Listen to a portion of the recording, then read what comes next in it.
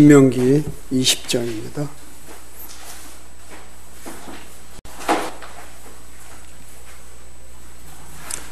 신명기 20장 1절로 4절 말씀을 읽고 함께 말씀을 생각하도록 하겠습니다. 내가 나가서 내 원수들과 싸우려 할 때 말과 병거와 또 너보다 많은 백성을 볼지라도 그들을 두려워하지 말라. 이집트 땅에서 너를 데리고 올라오신 주 내 하나님께서 너와 함께 계시느니라. 너희가 싸움터에 가까이 가거든 제사장은 백성에게 나아가서 말하고 그들에게 이르기를 오 이스라엘아 들으라. 너희가 이날 너희 원수들과 싸우려고 나왔으니 낙심하지 말고 두려워하지 말며 떨지 말고 그들로 인하여 놀라지 말라. 주 너희 하나님은 곧 너희와 함께 가시고 너희를 위하여 너희 원수들을 치시며 너희를 구원하시는 그분이시니라 할지니라. 하나님을 믿는 우리가 이 땅에서 살아가는 삶은 끊임없는 싸움의 연속입니다. 왜냐하면 이곳은 우리가 잠시 머무르는 곳인데도 불구하고 이 땅은 어둠이 지배하고 있고 이 세상의 통치자는 사탄이기 때문입니다. 빛된 우리가 어두움과 싸워야 하는 것은 아마 당연한 일이라고 할 수 있습니다. 싸움이란 본래적으로 좋은 것은 아닙니다. 나쁜 것이라고 말할 수 있습니다. 싸움 자체가 좋은 것이라고는 있을 수 없습니다. 나쁜 일이지만 때로 명분과 결과에 있어서 좋은 의미로 우리가 이해하는 부분들이 있습니다. 오늘 우리가 이 말씀을 보면서 제목을 생각할 때 원수들과 싸울 때 이런 제목을 가지고 이 말씀을 보는데 이 싸움이라고 하는 것이 오늘 말씀에서 주고자 하는 게 우리 자신에게 좋은 것을 의미할까? 좋은 싸움이 있을 수가 없을 텐데 어떤 우리가 의미를 주기 때문에 오늘 말씀을 싸움의 주제로 놓고 보려고 하는 건지 또 원수라는 것은 무엇을 말하는 건지 이러한 것들을 좀 생각해 보려고 하는 것입니다. 먼저 원수라고 하는 것은 성경 전체적인 관점에서 볼 때 두 가지 다른 내용이 있습니다. 하나는 무조건 파괴하기 위해서 대적해야 할 것이 있습니다. 또 하나는 용서하고 보듬어야 되는 그러한 원수가 있습니다. 원수가 매우 상반된 그런 관점에서 성경은 원수라는 이야기를 하고 있습니다.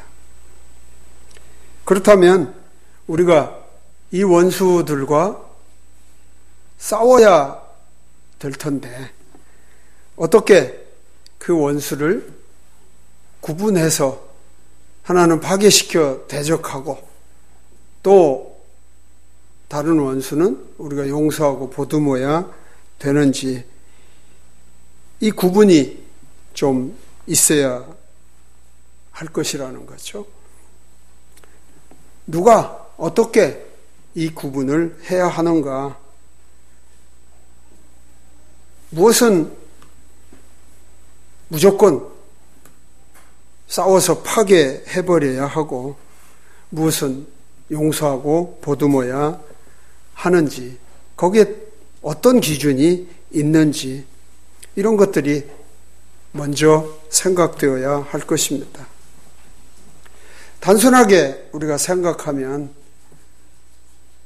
악하다, 악이다, 이렇게 할 수 있는 것은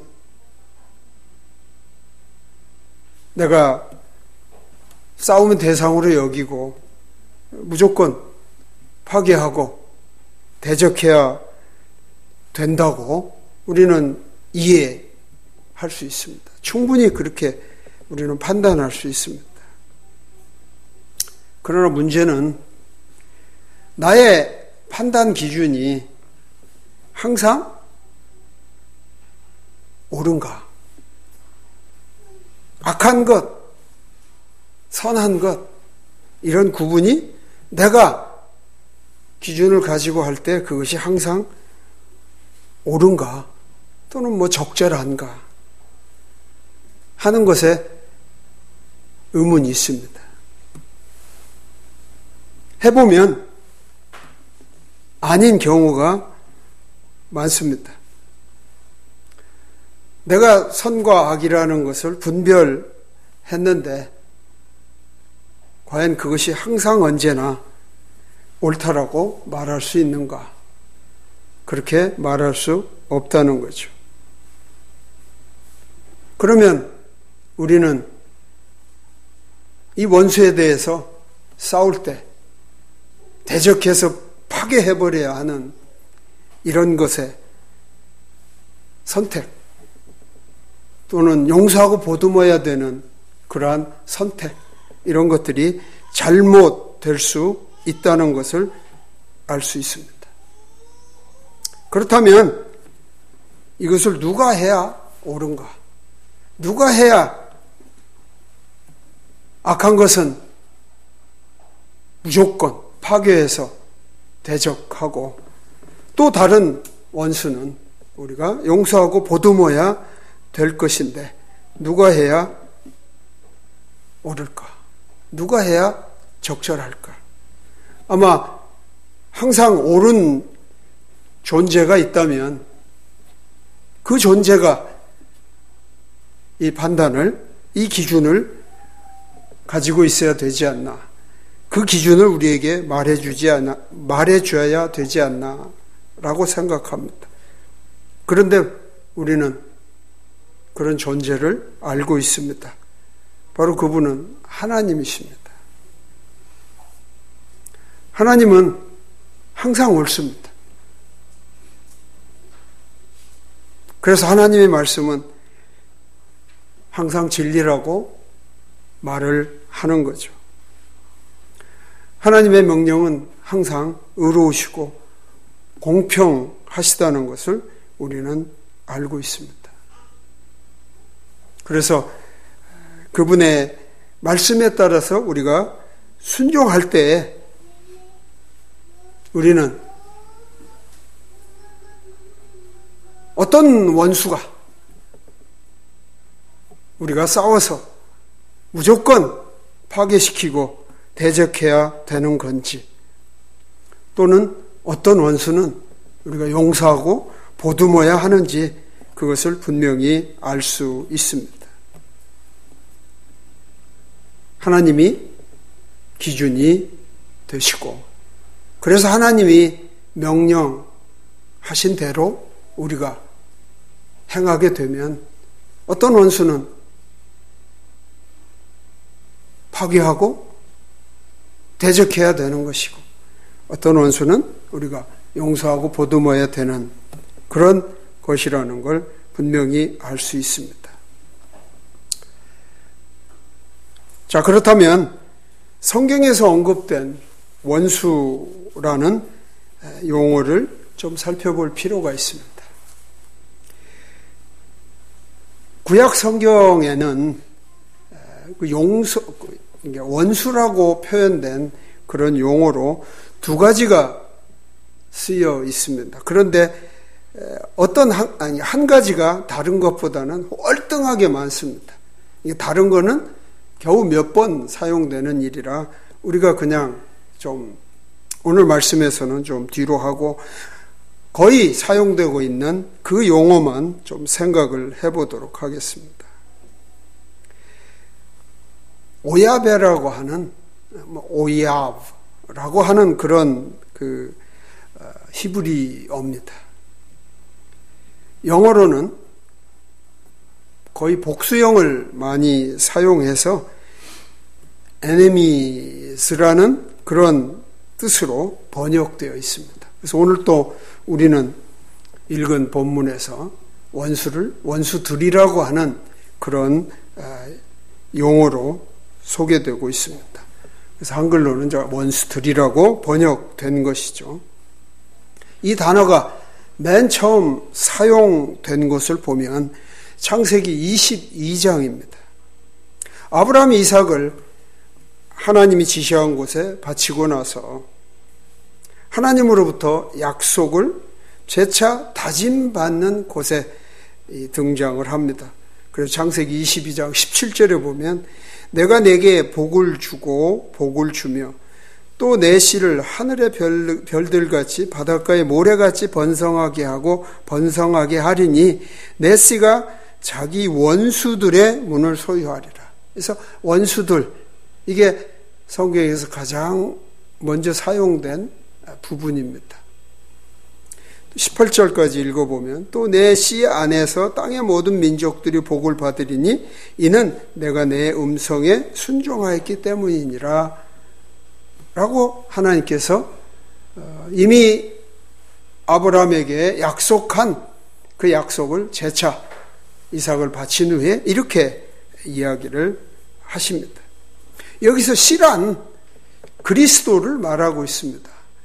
왜냐? 바로 바울이 갈라디아서에서 이것을 해석해서 그렇게 가르쳤기 때문입니다. 갈라디아서 3장 16절에 보면 이제 그 약속들은 아브라함과 그의 씨에게 하신 것인데 그분께서 여럿을 가리키며 씨들에게 하지 아니하시고 하나를 가리켜 내 씨에게 하시나니 이 씨는 그리스도시니라. 이 본문을 바울이 해석해서 씨가 그리스도라고 분명히 가르치고 있습니다.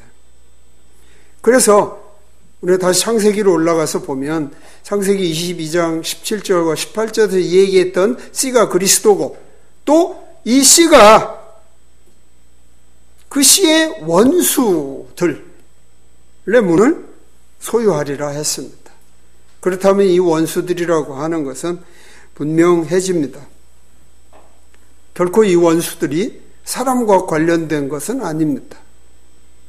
분명히 그것은 하나님과 관련된 그런 원수인 것을 우리가 알 수 있습니다.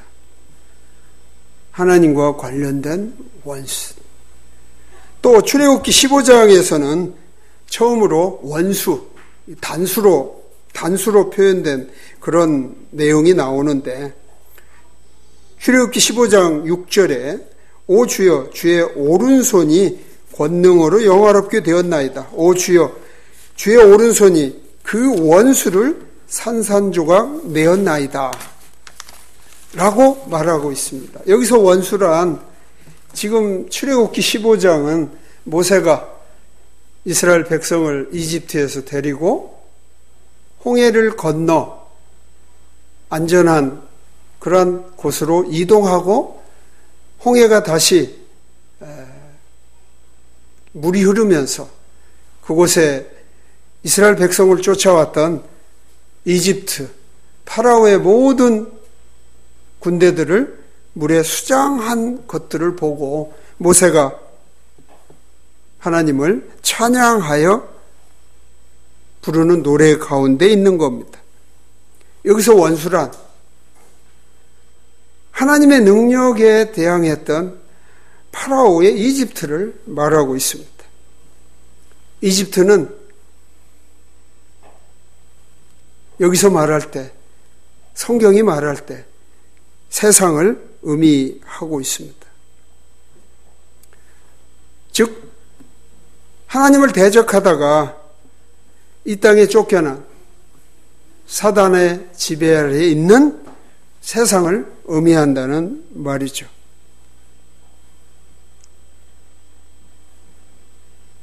그래서 이렇게 하나님과 관련해서 그분을 대적하는 존재를 또는 존재들을 원수라고 할 때 그것은 반드시 우리가 싸워야 할 것입니다.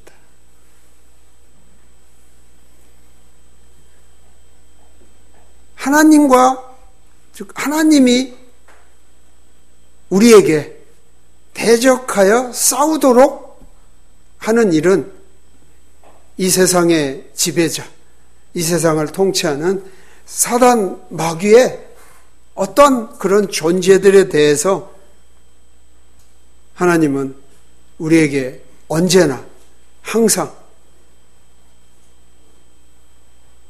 원수들과 싸우도록 말씀하고 있습니다.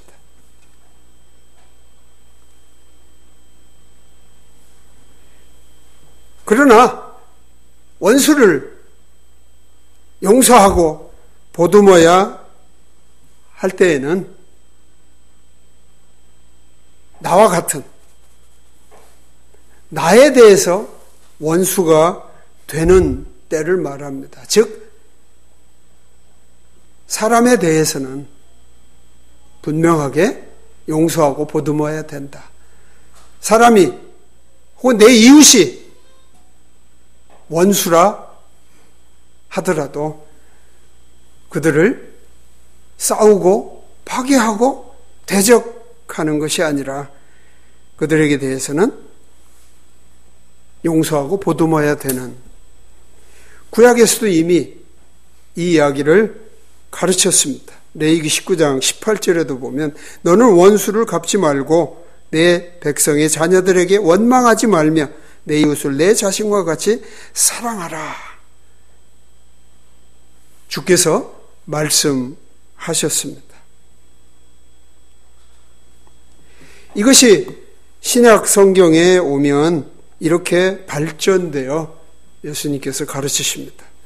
마태복음 5장 44절에 보면 너희 원수들을 사랑하며 너희를 저주하는 자들을 축복하고 너희를 미워하는 자들에게 선을 행하며 악의를 품고 너희를 다루며 너희를 핍박하는 자들을 위해 기도하라. 이렇게 가르치고 있습니다. 그리고 그의 제자들, 사도들 계속해서 이것들을 발전시켜 나갔습니다.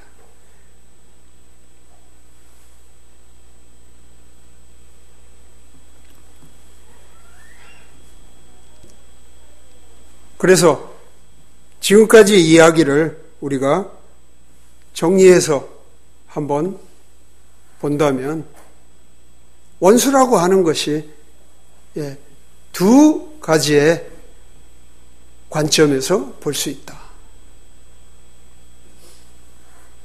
원수를 파괴하고 무조건 대적해야 되는 그것은 바로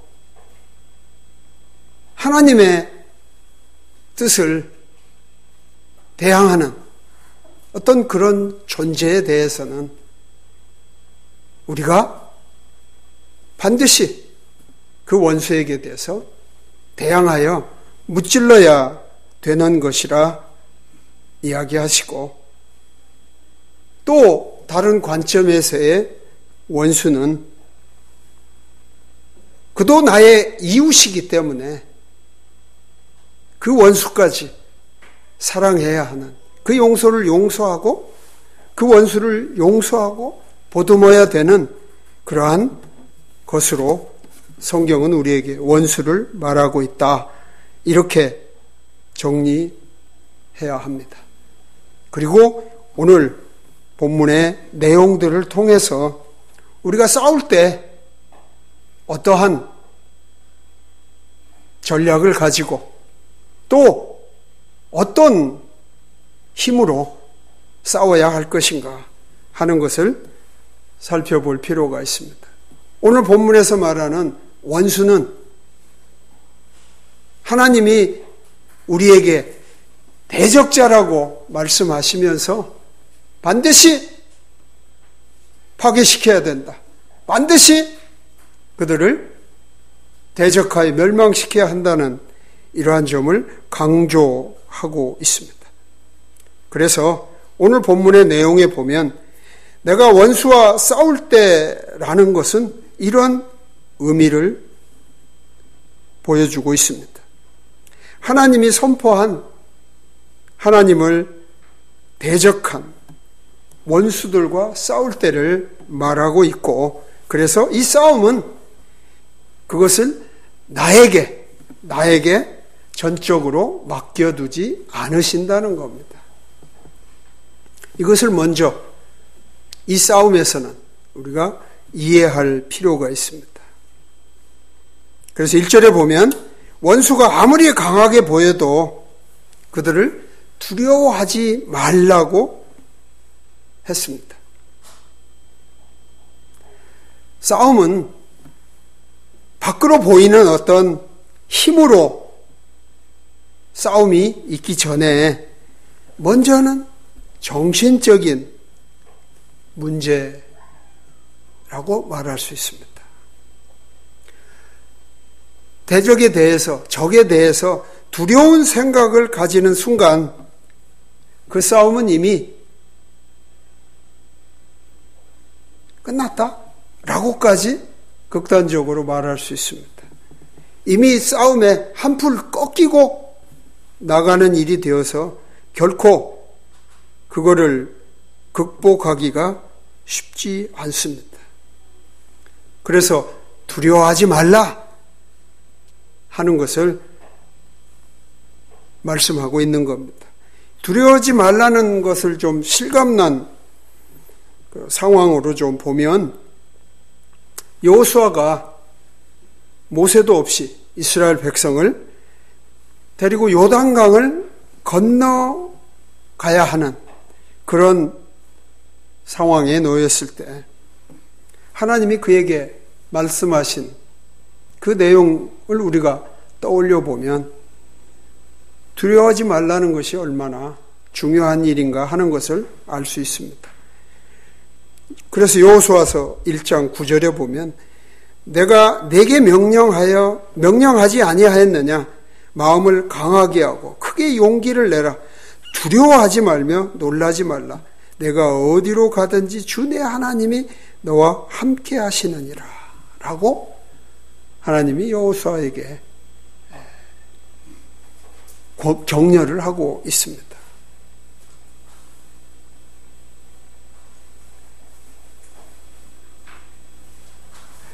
원수와 싸울 때 백성에게 두려워하지 말라 말씀하실 때 이것은 그들을 테스트하시려고 하는 것이 아닙니다.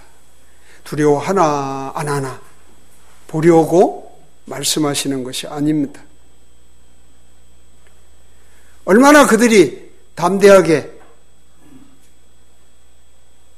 그렇게 할까? 잘하나 못하나 보는 것이 아니고 너희들이 그렇게 하면 내가 인정하겠다 하는 그런 식도 아닙니다. 두려워하지 말라고 말하는 것은 그분이 그들과 함께 하시기 때문에 두려워하지 말라는 명령을 하시는 겁니다. 하나님이 함께 하시지 않으면서 그들을 두려워하지 말라 하고 어떻게 되나 보는 그런 명령이 아니라는 것이죠. 두려워하지 말라 했으면 두려워하지 않게 하겠다 하는 그런 의지를 하나님은 가지고 계신다는 거죠.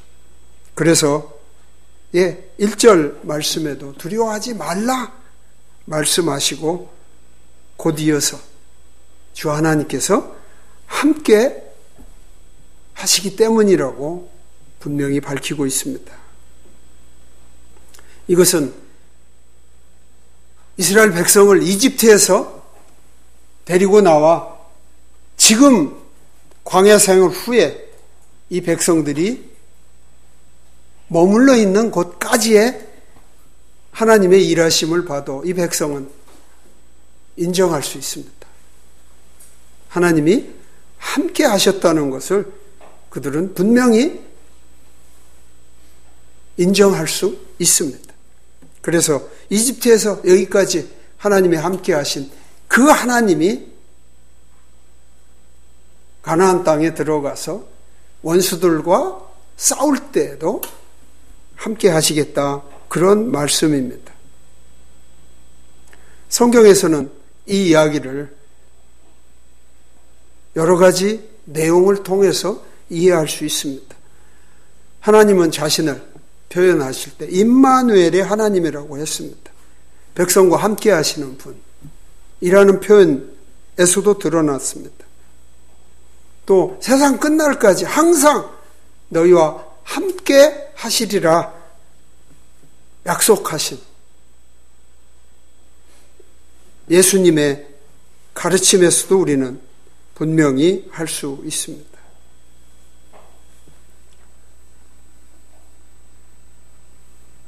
이렇게 내가 하나님이 말씀하신 원수들과 싸울 때 두려워하지 말라 하시고 하나님이 함께 하시기 때문이라 말씀하신 것이 그 싸움을 대하는 하나의 전제입니다.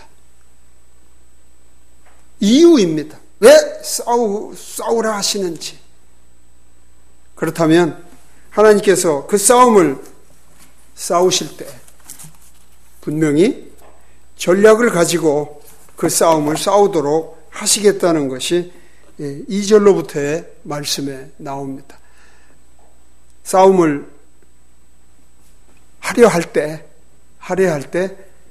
제사장을 통해서 전략을 백성들에게 소개한다는 겁니다.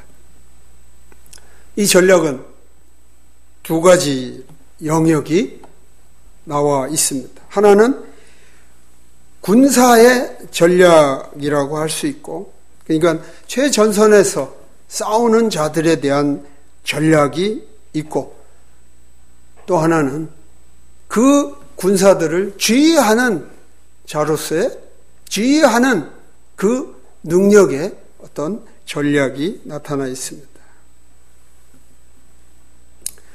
먼저 군사들에 대한 전략으로 가장 먼저 이야기하는 것은 싸우려고 나왔다 하는 것을 아는 것이 중요하다는 것입니다. 군사가 싸우려고 하는데 왜 내가 여기 있는지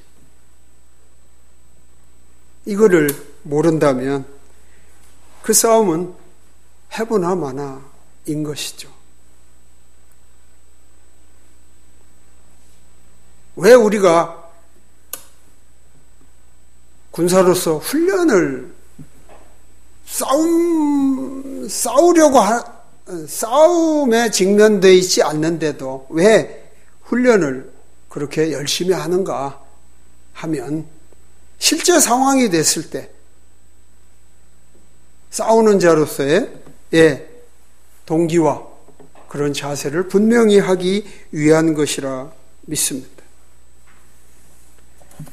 우리는 하나님이 지금 원수들과 싸우라고 말할 때 그 대상은 바로 이 세상이요. 이 세상을 통치하고 있는 사탄 마귀와 대항하여 싸우는 일이라고 분명히 할 수 있습니다. 근데 만약 우리가 그러한 목적을 제대로 알지도 못한 상태에서 우리가 싸운다면 이길 수 있겠습니까? 백전백패하리라고 봅니다. 그래서 목표와 자세가 그것을 수행하는 데는 매우 중요한 동기를 줄 수 있기 때문에 우리는 그 싸움이 있다 싸워야 한다. 이게 바로 싸움이다 하는 그러한 인식을 분명히 가지고 나가야 됩니다. 그리고 전략으로 오늘 소개하는 일은 바로 3절에 보면 너희 원수들과 싸우려고 나왔으니 낙심하지 말고 두려워하지 말며 떨지 말고 그들로 인하여 놀라지 말라.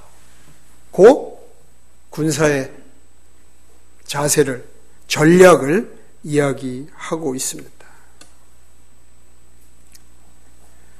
만약 낙심하고 두려워하고 떨고 놀라는 싸움이라면 이거는 질 수밖에 없는 태도입니다.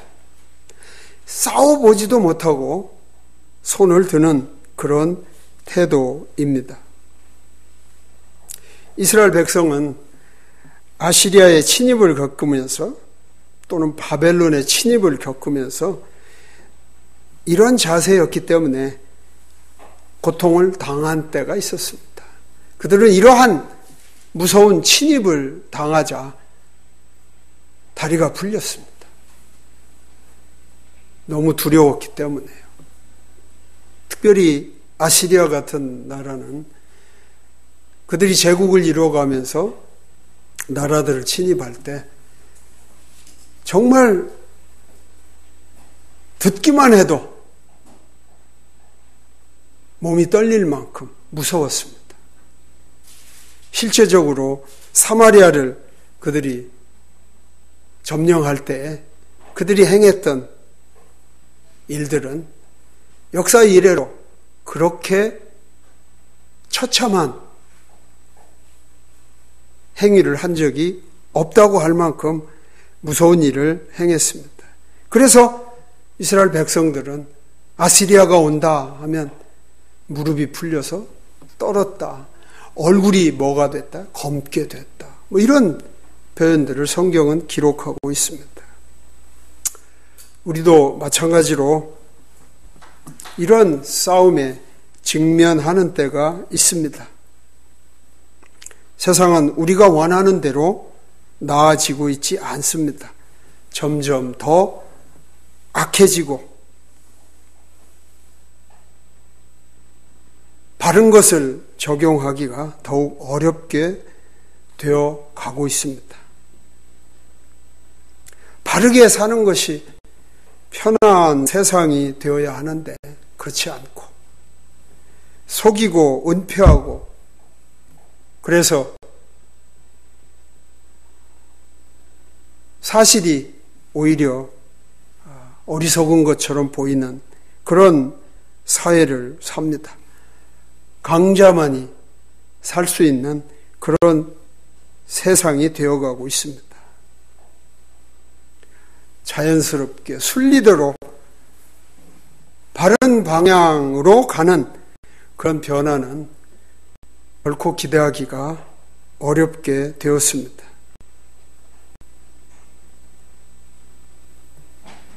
그래서 우리 믿는 자들이 이런 세상을 따라갈 수 없기 때문에 우리는 지금 이 세상에서 살아간다는 것이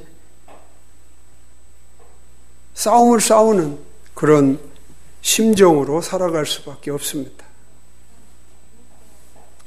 어떻게 하면 이 세상에 옳지 않은 이 흐름을 거스르면서 살아갈 것인가를 고민해야 되기 때문에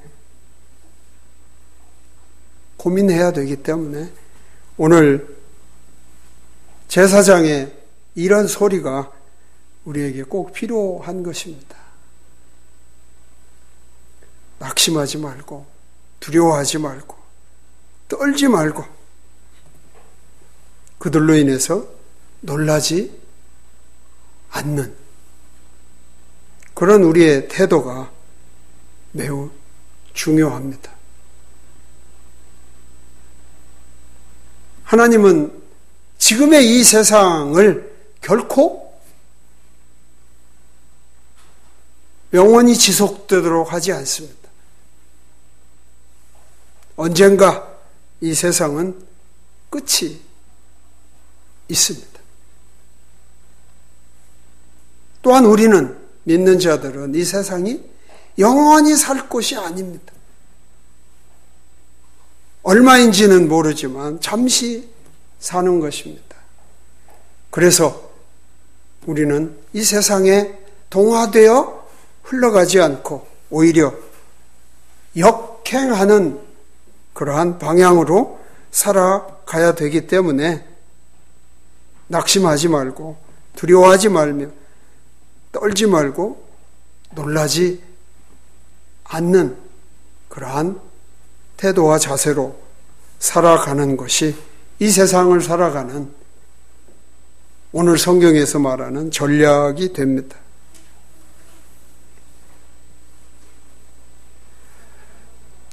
이 원수들과 싸우는 것이 누워서 떡 먹기가 아닙니다. 매우 어려운 싸움입니다. 마치 골리앗과 다윗의 싸움 같은 그런 것일 수 있습니다. 외견상으로는 지금의 상황이나 현상만으로 보면 비교가 안 될 만큼 크게 균형을 잃은 싸움으로 보입니다. 그러나 여러분 잘 아는 것처럼 다윗이 골리앗과 싸움에서 도전했던 것처럼 우리도 세상을 도전해야 합니다. 반드시 그런 과정으로 우리가 살아가야 됩니다. 그렇게 할 때 우리는 승리할 수 있습니다.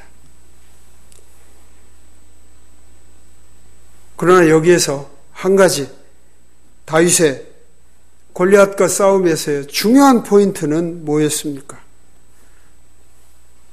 바로 다윗은 자기를 의지하지 않고 그가 믿는 하나님을 의지하여 나아가 싸운 그 결과로 골리앗을 쓰러뜨린 것이죠. 하나님을 신뢰하고 나아가서 싸우는 것. 왜? 그 싸움은 하나님이 정해준 싸움이기 때문에 하나님을 신뢰하여 의지하고 나가 싸운다면 반드시 승리할 것이라는 것입니다.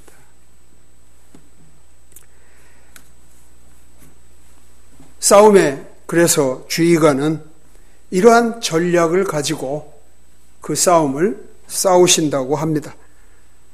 4절에 보면 주 너희 하나님은 곧 너희와 함께 가시고 너희를 위하여 너희 원수들을 치시며 너희를 구원하시는 그분이시니라 라고 제사장은 말하라는 것입니다. 하나님이 어떤 분이라고 소개하십니까? 백성에게 원수들과 싸우라고 하시면서 자신을 어떤 분으로 그 백성에게 소개합니까? 하나님은 함께 가시는 분이시고 원수를 치시는 분이시고 구원하시는 분이라고 말씀하고 있습니다. 나를 세상에 싸움터에 혼자 보내시는 분이 아닙니다. 싸움터에서도 항상 함께 하시는 하나님이시라는 것을 우리는 굳게 믿어야 됩니다. 나를 눈동자와 같이 보호하십니다. 졸지도 아니하시고 주무시지도 아니하시는 하나님이라는 말씀입니다. 하나님은 이 싸움이 얼마나 힘들고 어려운지 아시기 때문에 내가 얼마나 이 싸움에서 하나님이 필요한지를 또한 아십니다. 그래서 함께 하시는 것입니다.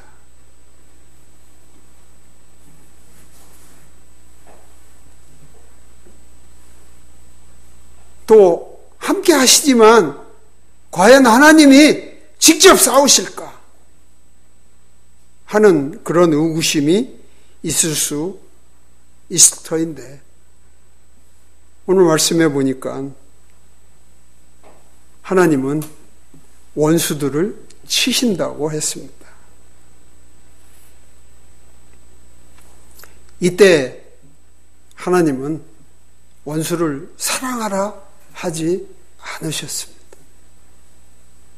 치시라고 했어요.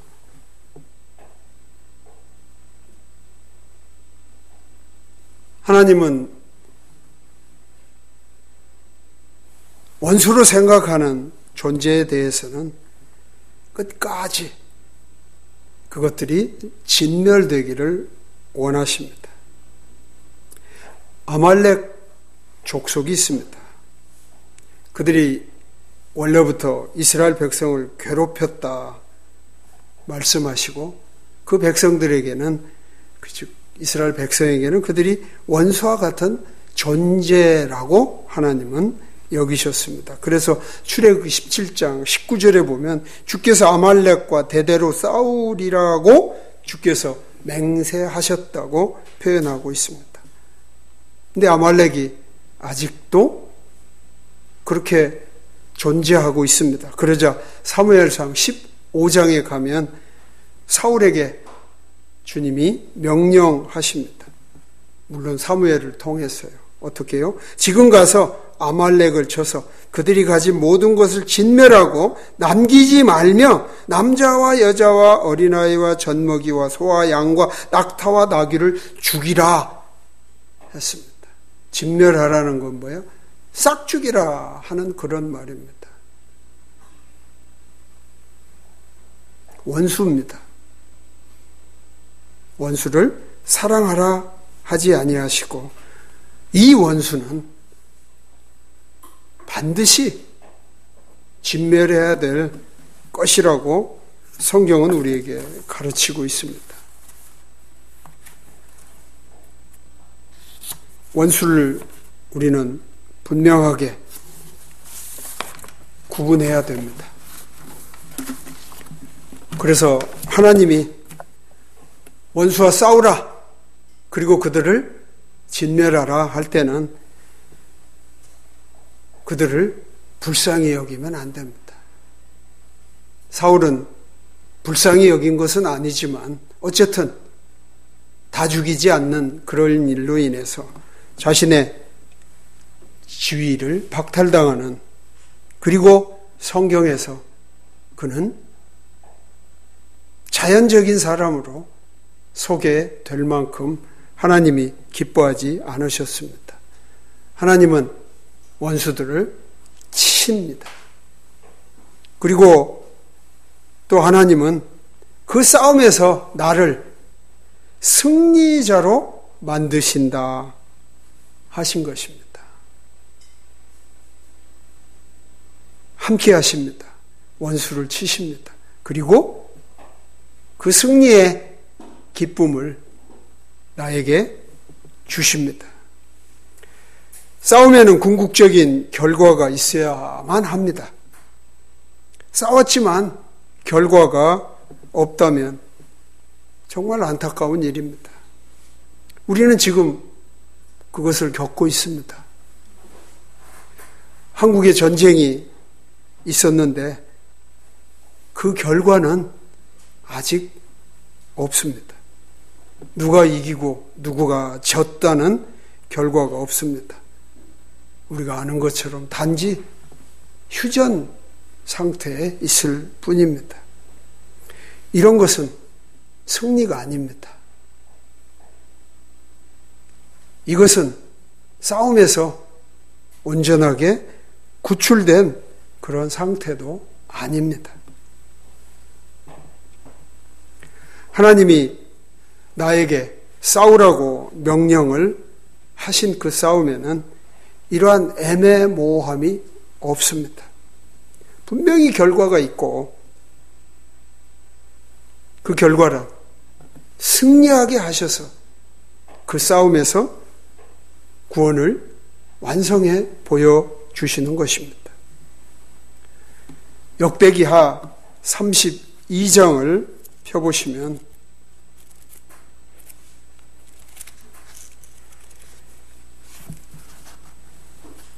히스기야 왕이 아시리아의 군대의 공격에 직면해 있었습니다.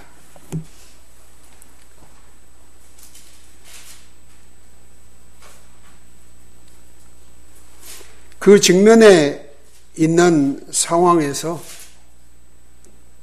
히스기야 왕은 매우 두려웠습니다. 왜요? 이미 아시리아 군대는 사마리아, 즉 북이스라엘을 점령하고 그곳에서 엄청난 못된 짓이 일어났습니다.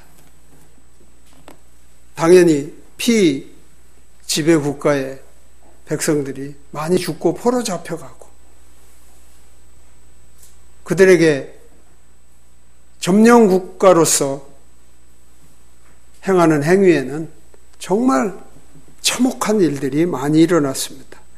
당연히 히스기야 왕은 그런 소식을 들었고 그러한 위협에 놓여 있었기 때문에 매우 두려웠습니다. 이때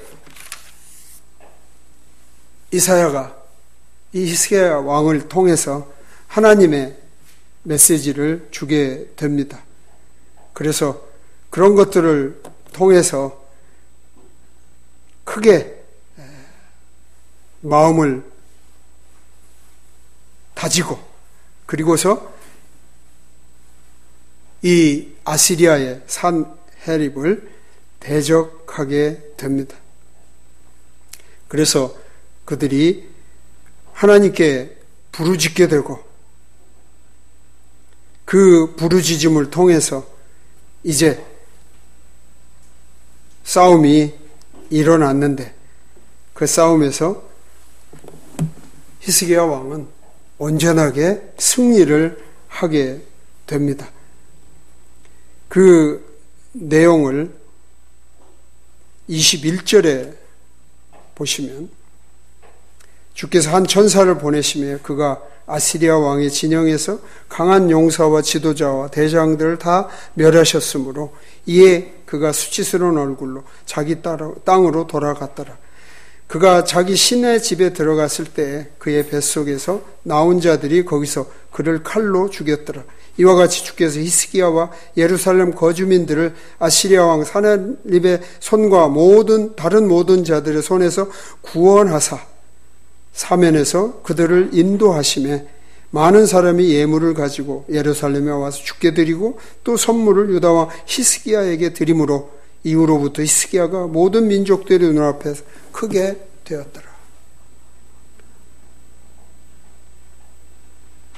하나님이 그 싸움을 싸우게 하셨습니다. 그 대적은 바로 원수들이었습니다. 하나님이 이 싸움에서 함께 하셨고 하나님이 이들을 쳐서 물리치셨습니다. 그리고 이 백성들에게는 승리를 주셨습니다. 승리를 취하게 했습니다. 곧 여기에 말씀의 22절에 보니까 그들의 손에서 구원하는 이게 바로 승리입니다. 이게 원수들과의 싸움에서 반드시 결과하는 그러한 내용입니다. 우리가 이 세상의 권세자 사단 마귀와 싸웁니다. 이 싸움은 하나님이 우리를 반드시 원수로 여기고 진멸하도록 명령하고 있습니다. 이 싸움이 쉽지 않습니다. 두려울 수 있습니다. 낙심할 수 있습니다. 떨 수 있습니다. 놀랄 수 있습니다.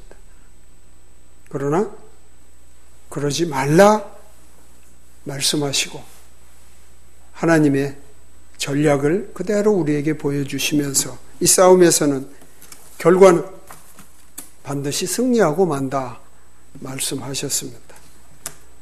우리는 종말의 때에 하나님이 이런 승리를 우리에게 주실 줄 믿고 지금 이 싸움을 해나가고 있습니다.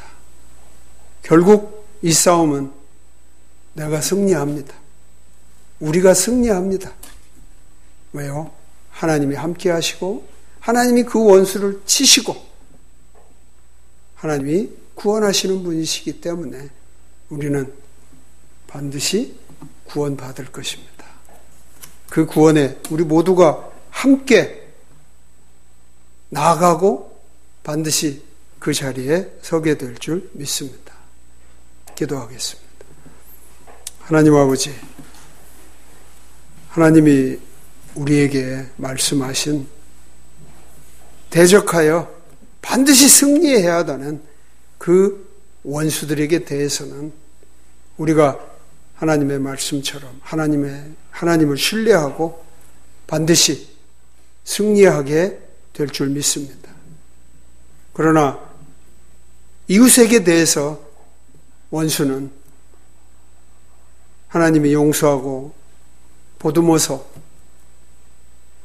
그들을 사랑하고 그들도 함께 주님 앞에 서야 될 자로 여기고 원수까지 사랑하라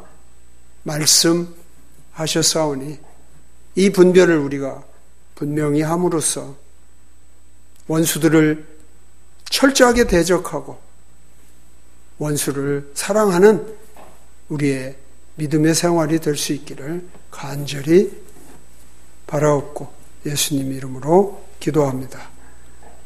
아멘.